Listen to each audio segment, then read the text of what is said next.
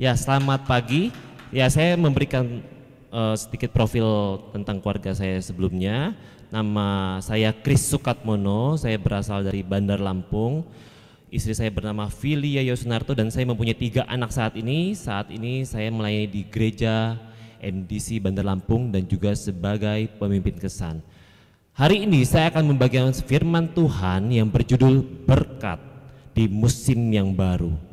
Di Wahyu pasal 21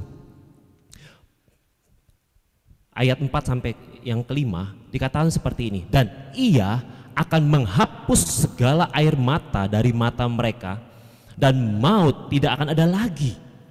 Tidak akan ada lagi perkabungan atau ratap tangis atau duka cita, sebab segala sesuatu yang lama itu telah berlalu. Ia yang duduk di atas tahta itu berkata, lihatlah. Saudara perhatikan, aku menjadikan segala sesuatu baru, katakan amin. Dan firman-Nya, tuliskanlah, karena segala perkataan ini adalah tepat dan benar. Saudara yang terkasih dalam Tuhan, saya yakin dan percaya untuk setiap dari kita selalu ingin merasakan yang namanya berkat Tuhan, amin. Dan ternyata itu bukan keinginannya muluk-muluk, saudara, karena memang itulah janji Tuhan buat saya dan saudara.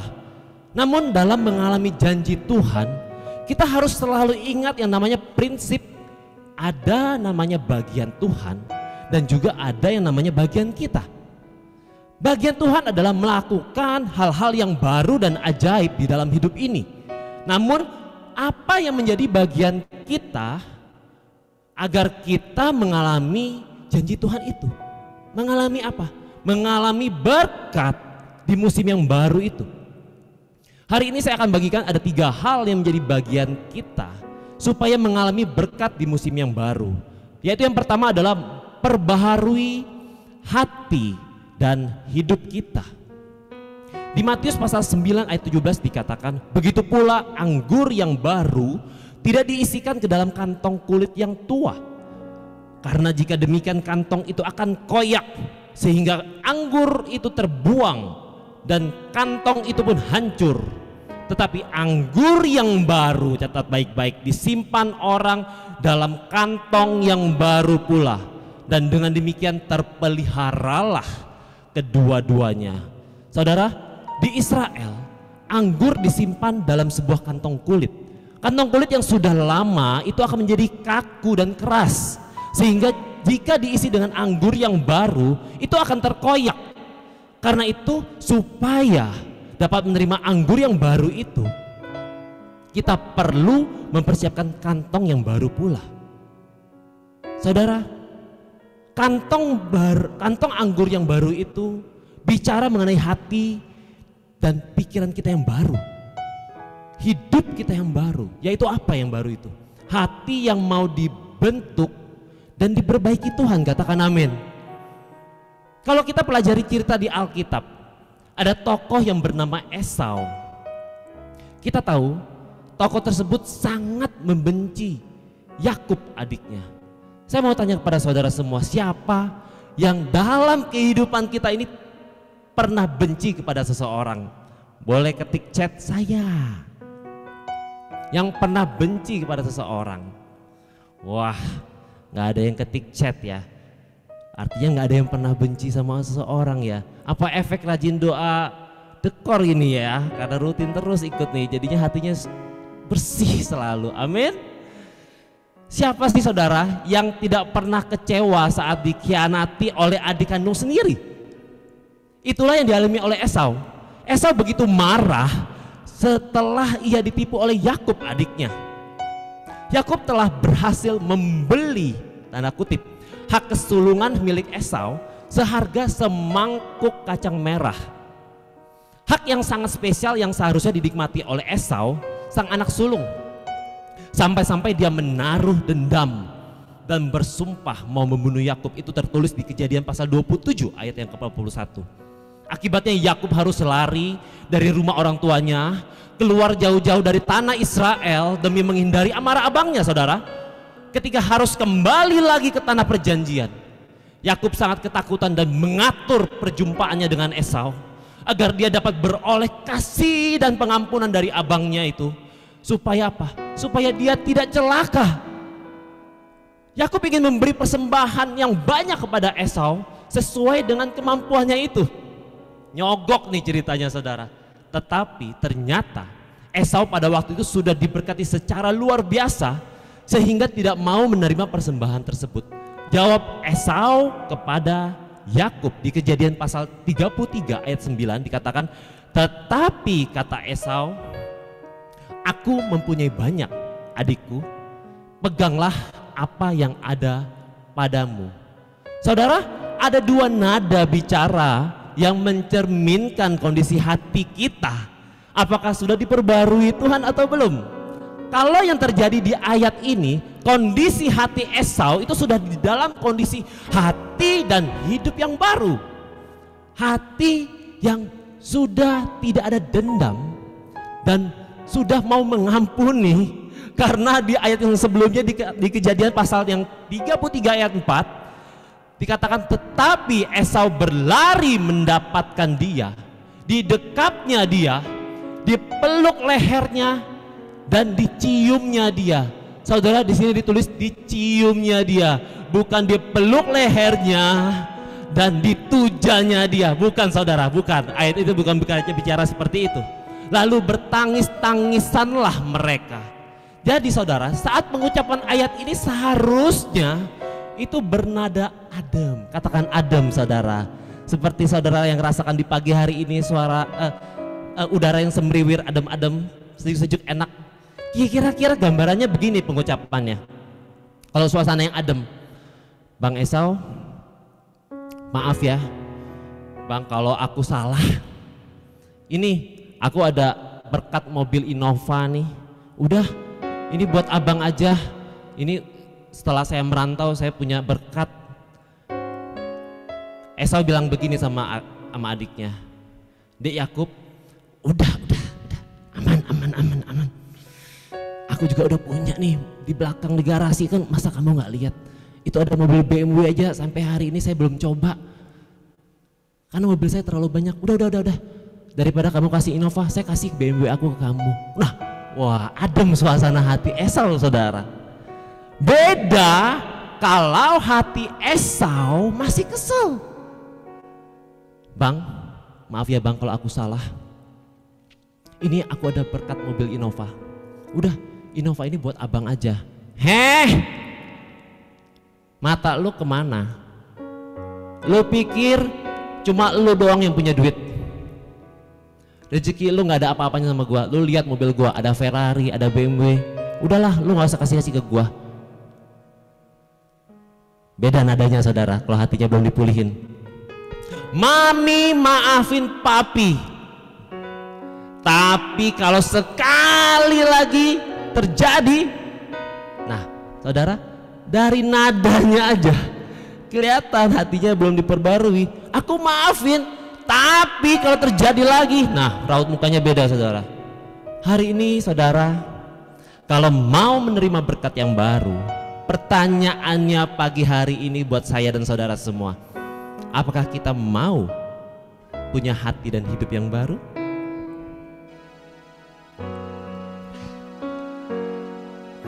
Ketika hatiku telah disakiti,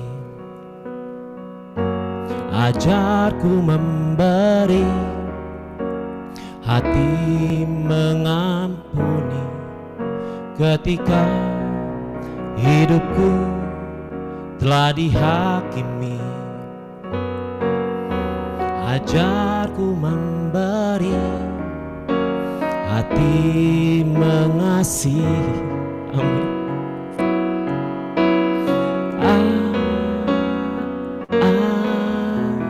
Ampuni bila kami tak mampu mengampuni yang bersalah kepada kami, seperti hati Bapa mengampuni, mengasihi, tiada pamrih. Kita nyanyikan lagu dari awal. ketika hatiku telah disakiti. Ajarku memberi, hati mengampuni. Amin. Ketika hidupku telah dihakimi, ajarku memberi, hati mengasihi. Ampuni bila kami tak mampu mengampuni yang bersalah kepada kami, seperti hati Bapa mengampuni, mengasihi, tiada pamrih. Hari ini saya mau katakan kepada Tuhan, saudara, bahwa Tuhan ada janji kalau kita mau perbarui hati dan hidup kita semua, saudara. Tuhan ada janji buat kita semua. Apa janji Tuhan? Kalau kita mau menyapa duluan, kasih senyum duluan ke orang yang sebenarnya sudah bikin kita kesel. Apa janji Tuhan kalau kita mau perbarui komitmen kita melayani Tuhan? Yang dulu kita sering banget udah kecap orang, lu pasti ketelat 30 menit. Tapi lu beda banget sekarang ya, telatnya 5 menit. Puji Tuhan, saudara. Di kehidupan Esau kalau kita lihat, Tuhan, saudara perhatikan, ternyata tetap memberkati Esau berlimpah-limpah. Kekayaan dan kebesarannya itu sama sekali tidak kalah dengan Yakub, saudara. Walaupun secara dunia hak yang seharusnya menjadi rezeki dia itu sudah dioper ke tangan orang lain. Kenapa itu bisa terjadi dalam kehidupannya Esau? Jawabannya apa? Karena Esau punya hati dan hidup yang baru, katakan amin. Begitu juga saudara dengan kehidupannya kita semua. Berkat yang baru dan ajaib, yakin dan percaya Tuhan sudah siapkan buat kita semua, amin. Bagian kita sekarang adalah siapkan wadah yang baru untuk menampungnya, yaitu hati dan hidup yang baru. Berikan tepuk tangan yang paling meriah buat Tuhan kita. Yes, haleluya, haleluya, haleluya. Poin yang kedua yaitu adalah menabur dan menabur. Di Kejadian yang pasal 8 ayat yang ke-22 dikatakan, selama bumi masih ada, takkan berhenti-henti musim menabur. Salah catat baik-baik, takkan berhenti-henti musim menabur dan menuai, dingin dan panas, kemarau dan hujan, siang dan malam. Yang saya percaya begini, saudara, setiap musim itu, saudara, ada yang namanya kegiatan menabur. Setiap musim, baik musim panas adalah waktu kita menabur, baik musim kemarau adalah waktu kita menabur. Dan saya mau katakan kepada saudara semua, masa pandemi adalah waktu kita, saudara bisa keluarkan saudara semua kata-katanya, menabur. Yes, katakan amin, saudara. Maksudnya menabur itu adalah apa? Lakukan sesuatu yang menurut kita baik di musim tersebut. Saudara sudah tahu itu baik untuk dilakukan, jangan tunda, segera lakukan. Orang kantor saya kadang ada menceritakan permasalahan kantor kepada saya.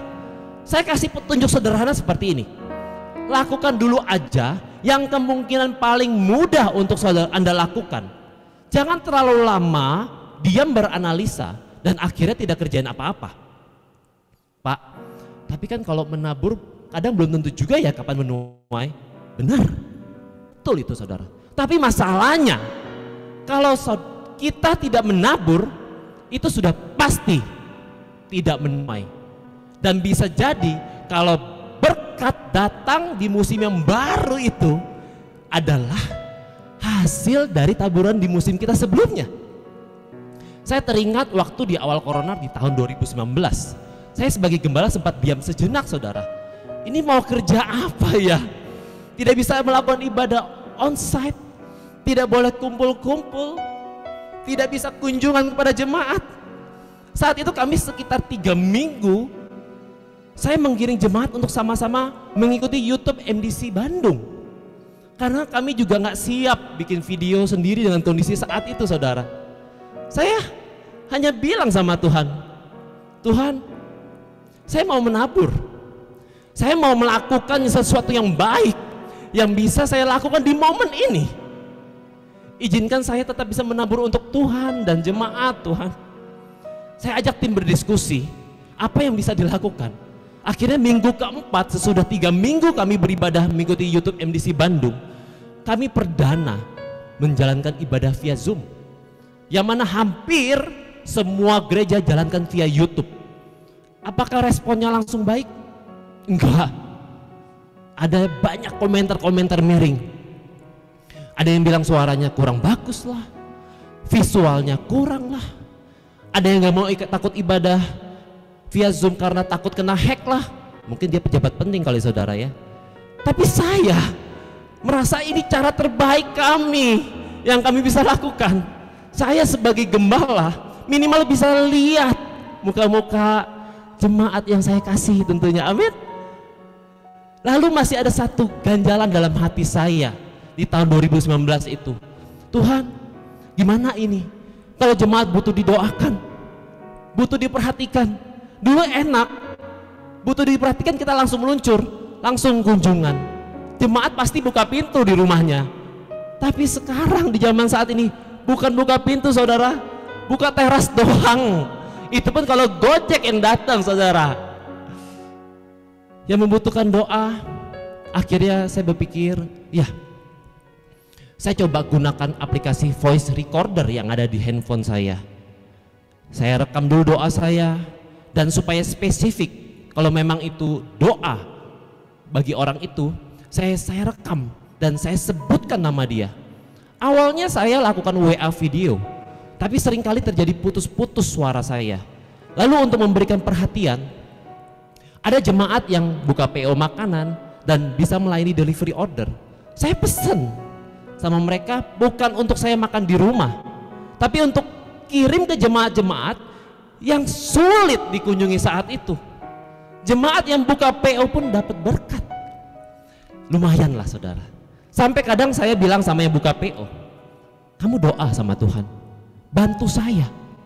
Saya ada anggaran segini, tolong kamu pikirin juga, saya harus kasih perhatian ke siapa. Ya mungkin ada orang-orang yang kelewat di dalam jangkauan saya. Jemaat tentu gak akan lihat nilai makanannya saudara. Amin kan? Amin kan? Amin lah, udahlah saudara ya. Tapi nilai perhatiannya dari kita, amin. Nah biasanya jemaat yang terima makanan dari saya itu kasih WA, ucapan terima kasih. Nah saudara, itulah momen saya mengajak ngobrol sesaat, minimal menanyakan kabar, gimana keluarga dia, apakah sehat. Saudara, saya cerita seperti ini bukan berniat bahwa cara saya paling benar, bukan. Tapi poinnya adalah bahwa setiap musim kehidupannya kita itu adalah momen kita menabur, katakan amin. Do something. Menabur itu seumpama kita menaruh bom waktu di lokasi yang kita inginkan supaya terjadi ledakan, dan Tuhan yang setting kapan meledaknya. Pertanyaannya untuk kita renungkan pada pagi hari ini, kalau saudara rindu terjadi ledakan, area mana dalam kehidupan saudara yang ingin terjadi ledakan? Tentunya ledakan yang positif saudara. Di area finansial kah? Di area kesehatan saudara kah? Di area pekerjaan atau studi saudara kah? Atau jika saudara ingin terjadi ledakan jiwa-jiwa di dalam gereja saudara? Pertanyaannya hari ini adalah, apakah setiap dari kita, bukan tugas gembala doang saudara, sudah menabur bom-bom yang menurut kita baik saat ini? Kapan saudara terakhir memberikan perhatian kepada teman kesan? 2 hari lalu? Sebulan yang lalu? Oh, pernah pak, waktu sebelum pandemi saya pernah kontak dia pak. Ya ampun saudara, itu tahun berapa? Amin. Ayo kontak lagi. Sekarang saya mau katakan sudah masuk musim yang baru, amin. Musim boleh baru, tapi tetap ingat saudara, ini tetap waktunya kita menabur, katakan amin. Saya yakin saudara, Kalau kita konsisten menabur, katakan konsisten menabur. Janji Tuhan di depan mata saudara, siap-siap saudara. Akan ada yang namanya ledakan bom kesembuhan, katakan amin saudara. Akan ada yang namanya ledakan keberhasilan dalam jemaat saudara, katakan amin saudara. Akan ada namanya ledakan jiwa-jiwa dalam gereja saudara, amin, haleluya saudara ya. Berikan tepuk tangan yang paling meriah buat Tuhan kita, yes, haleluya Tuhan, amin, amin. Poin yang ketiga yang terakhir, bagaimana sikap kita untuk menantikan berkat yang baru di musim yang baru. Sabar menantikan tuaian. Di Yakobus pasal 5 ayat yang ke-7 yaitu, karena itu saudara-saudara bersabarlah sampai kepada kedatangan Tuhan. Sesungguhnya petani menantikan hasil yang berharga dari tanahnya, dan ia sabar sampai telah turun hujan musim gugur dan hujan musim semi. Saudara, saat kita menantikan berkat di musim yang baru, saudara sudah perbaharui nih yang namanya hati dan pikiran saudara. Wow, keren. Saudara sudah, Pak, saya sudah menabur dan menabur. Keren saudara. Nah, yang terakhir ini catat baik-baik saudara. Kita perlu yang namanya sabar. Kalau orang dunia 3S saudara. Sabar, sabar, santet. Wah, jangan sampai begitu ya. Kalau kita sabar, sabar, sabar. Amin. Ayat tadi pun mengatakan petani pun menantikan hasilnya dari benih yang ditanam. Artinya segala sesuatu itu ada prosesnya saudara. Nah, hari ini saya mau menceritakan kesaksian keluarga saya. Anak saya yang pertama itu ada kelainan di kakinya. Jadi ketahuannya saat belajar lari di umur 2 tahun, kami heran kenapa seringkali ia jatuh, dan kami amati dia jatuh karena apa? Terselandung kakinya sendiri. Lucu ya, kedua jempol kakinya itu cenderung mau mendekat. Kami sudah kontak dengan salah satu dokter di Jakarta, namun antriannya mencapai 2 tahun lagi baru dapat giliran. Akhirnya kami coba ke dokter lain, namun kami belum merasa nyaman dengan dokter itu karena dia tidak memberikan penjelasan yang membuat kita tenang.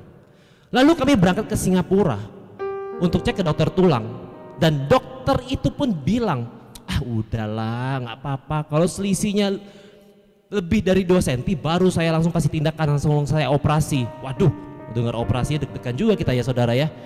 Ini masih kurang dari 2 cm Pak, Bu. Waktu itu selisih perbedaan tinggi kaki anak saya sebanyak 1,5 cm. Dalam 2 tahun pertama kami bisa dibilang tidak dapat solusi apa-apa. Dan komentar dari keluarga seringkali bilang kaki Ola masalah. Hei, kaki Ola itu masalah. Masalah dan masalah yang digaungkan ke dalam telinga kami saudara. Ya kita tahu itu masalah. Tapi gimana solusinya? Istri saya pusing dengan komentar yang seperti itu. Saudara bisa lihat foto kaki Ola di gambar. Itu adalah foto di umur 5 tahun. Terlihat berbeda sekali cara dia berdiri saudara. Akhirnya kami mendapatkan giliran dokter yang kami tunggu selama 2 tahun itu. Dan kami merasa ini dokter yang tepat. Kami ikuti arahan dia. Setiap hari Carola harus memakai sepatu dan insolnya khusus untuk kakinya selama 8 jam sehari. Dan malam hari tidur harus pakai sepatu akrilik keras dan kaku supaya selisih perbedaan tinggi kakinya menjadi kecil. Nah, saudara bisa perhatikan itu sedang diukur sepatu akrilik keras supaya waktu tidur dia pakai saudara. Pernah saudara, suatu ketika di malam hari sebelum tidur, anak saya Carola tuh tiba-tiba nangis. Bilang sama maminya, "Mami, Ola capek bener pakai sepatu ini. Sampai kapan Mami Ola begini terus?" Karena kaki kita saudara terasa kaku banget saat tidur, tidak bisa bergerak leluasa.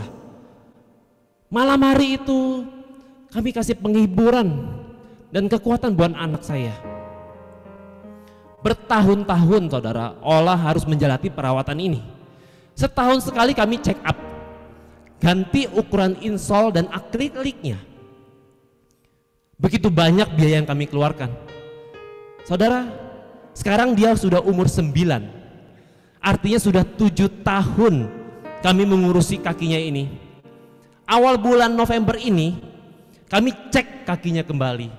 Begitu repotnya ke rumah sakit di zaman pandemi, saudara. PCR pun harus di rumah sakit tersebut dan harus di hari sebelumnya. Jadi minimal 2 kali bolak-balik ke rumah sakit di zaman pandemi seperti ini. Tapi saudara, hari ini, pagi hari yang cerah ini, saya membagikan kepada saudara semua sebuah kabar bahagia. Hasil dokter menyatakan tinggi kakinya ternyata sudah perbedaannya 0 cm. Berikan tepuk tangan yang paling meriah buat Tuhan kita. Amin. Sudah sama. Walaupun begitu, kegiatan sepatu siang dan sepatu malam masih harus terus dilakukan untuk memperbaiki tulang punggung dia, saudara. Pada saat dokter bilang seperti itu, Carola itu dengar sendiri kata-kata dokternya. Kami bilang sama dia, Ola, ini hadiah dari Tuhan untuk Ola. Atas apa? Atas kesabaran. Katakan kesabaran. Kesabaran yang Ola mau jalani proses. Amin. Hari-hari ini saudara, mungkin ada di antara saudara yang sedang di dalam pergumulan hebat. Sampai di dalam hati saudara bilang sama Tuhan, apalagi kalau gembala nggak bisa ngomong sama jemaat, saudara, ngomongnya sama Tuhan. Tuhan, jujur, sebenarnya aku capek. Aku sudah capek. Sampai kapan ini berlalu, Tuhan? Saudara, I know that feeling. Saya pernah di posisi saudara. Ayo, dengan kerendahan hati saya pada pagi hari ini, saya mengajak saudara semua, ayo terus bawa di dalam doa. Belum kelihatan berubah, bukan berarti Tuhan tidak bekerja. Sabar. Amin. Ketik di layar chat, amin, saya mau sabar. Saya berdoa, kiranya pengurapan Tuhan pada pagi hari ini, dimanapun saudara berada saat ini, pengurapan daripada Tuhan Yesus turun secara pribadi buat saudara yang mendengarkan firman ini. Amin. Menguatkan saudara sampai rencana yang indah itu tergenapi dalam hidup saudara. Mari kita tundukkan kepala kita. Terima kasih Tuhan Yesus untuk hari yang indah ini, di masa-masa kami saat ini. Engkau selalu memberikan janji yang membuat kami terasa disegarkan, terasa diperbaharui. Dan kami tahu Tuhan, bahwa Engkau sudah memberikan janji kepada kami semua. Engkau sudah menyiapkan berkat yang ajaib, yang di luar pikiran kami. Pada hari ini kami mau melakukan bagian kami. Kami mau memperbaiki hati dan hidup kami. Kami mau menabur dan terus menabur apapun kondisinya.